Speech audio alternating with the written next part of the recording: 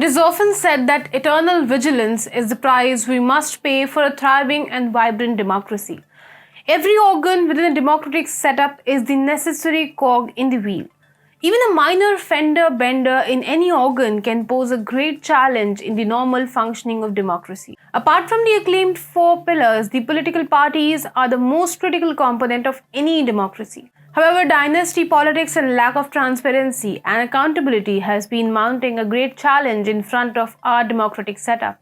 It has prevented any scope of representation and level playing field for talent and differing opinions within the political parties. Hi and welcome to TFIPost. I'm your host Apurva. If you're watching us on YouTube, please subscribe and press the bell icon to get all the latest updates. And if you're watching us on Facebook, do like, share and subscribe to the page. Let's begin with the video report. The absence of intra-party democracy adversely affects the constitutional rights of every citizen.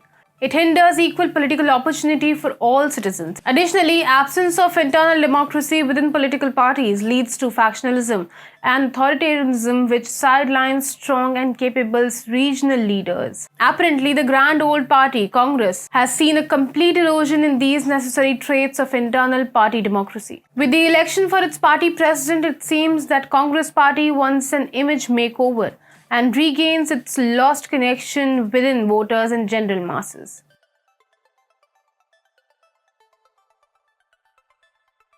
On 17th of October, the Congress party concluded the election process for its party president. Around 9,000 Pradesh Congress committee delegates were eligible to cast their votes in the election. It is after a long gap of 24 years that the grand old party will elect or select a non-Gandhi person at the helm of party affairs. The party delegates casted their mandates to elect Congress's next chief between former UPA ministers Mallikarjun Kharge and Shashi Tharoor. The results of the internal party elections will be declared on October 19th. But there is a high possibility that Mallikarjun Kharge, the blue-eyed man of the Gandhi family, will clinch victory. However, in that case, it will defeat the sole purpose of holding such an election. As earlier, he had claimed that if elected, he will keep seeking advice from the Gandhi family.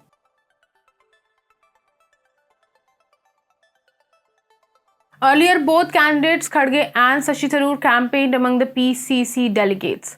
The party had also formed an election authority to give legitimacy to its farce of an election.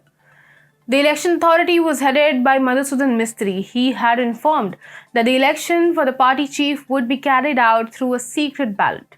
He also refuted the claims of favoritism among the candidates and tried to ensure that a level playing field has been provided to both the candidates. He said, and I quote, "No one will know who voted for whom or how many votes were cast in a particular state." However, his remarks had no takers within or outside the party.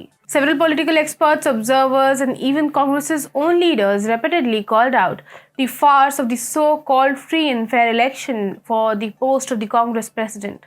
But the accusations escalated to new highs, mulling egg on the face of Congress when Shashi Tharoor himself raised these concerns and accusations of bias. He alleged that party leaders and cadres had different attitude towards both the candidates. Further, he pointed out the bias of top leadership as well. He raised the issue that several PCC officials were present at the nomination of Mallikarjun Kharge while they completely distanced themselves from his candidature. He said that he is not blaming Mistry Sahib, but there are flaws in the system and elections were not held for the last 22 years. He categorically highlighted that it is the top leadership of Congress that is biased against him. He said, and I quote, "When I talk about the level playing field, it is not for Mistry ji but for the big leaders of the party. You see, I'm doing the same thing at DPCC, that is the District Pradesh Congress Committee. If big leaders are differentiating between two candidates, then how is this right?" He also added that the party workers should not be afraid and vote for one they wanted to, as emphasized by Rahul Gandhi himself.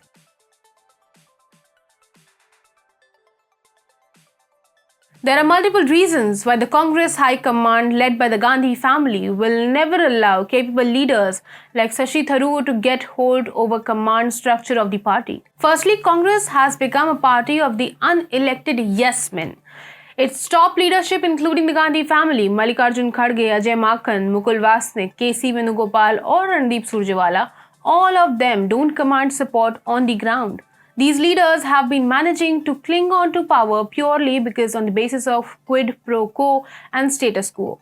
Coincidentally, Mallikarjun Kharge checks this box as he lost the 2019 Lok Sabha elections from Gulbarga, Karnataka. Contrary to that, Shashi Tharoor is the MP from Thiruvananthapuram, Kerala. He has a good connect among the voters of his constituency and huge fan following and sway on national politics as well.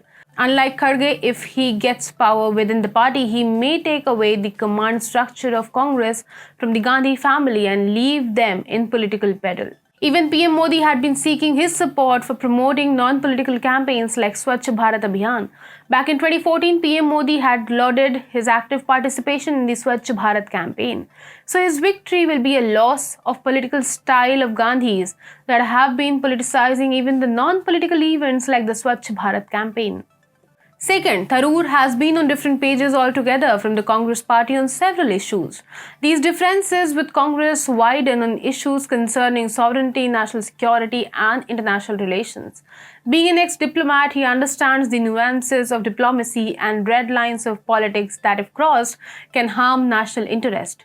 On this parameter as well, Shashi Tharoor does not fit the bill for the Gandhi family. The Congress party has been relentlessly pushing the Modi government to give a ball-by-ball public update of the ongoing conflict with China. This may stop or the discussion may go behind closed doors for all party meetings if Shashi Tharoor comes to power. Third, he has been a vocal critic of Congress's strategy to personally target PM Narendra Modi. He had to face backlash from his own party leaders for arguing the fact that demonizing Modi all the time was not an effective strategy. Further, he has been hailed as a strong political observer who understands the effectiveness of deliberations and discussions. Unlike other leaders of his party, he commands greater respect within the political circles as well as among the other party leaders. That is yet another blow to the Gandhi family's style of politics, which has been indulging in arguing for black and white style of politics. Fourth, he has been of the opinion that Congress has to go through drastic reforms in order to create a positive image among the voters.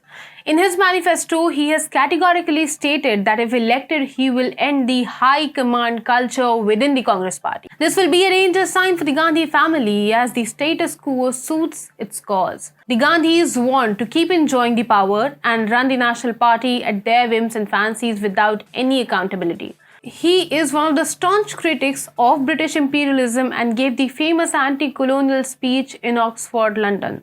This clearly highlights his independent line of thinking, which deviates from Congress's style. Currently, Congress functions more like a Gandhi-centric ideology, that is, Rahulism has become the core ideology and principle of the party. These reasons clearly indicate that Shashi Tharoor is more than capable to overpower the Gandhi family if elected to power and would not play second fiddle to their wishes. So brace yourself for the announcement of Mallikarjun Kharge as the next Congress chief, as talented leaders like Shashi Tharoor have only one option before them if they want to break the glass ceiling of Gandhi family. That is to call it a quit from the party led by incompetent leaders.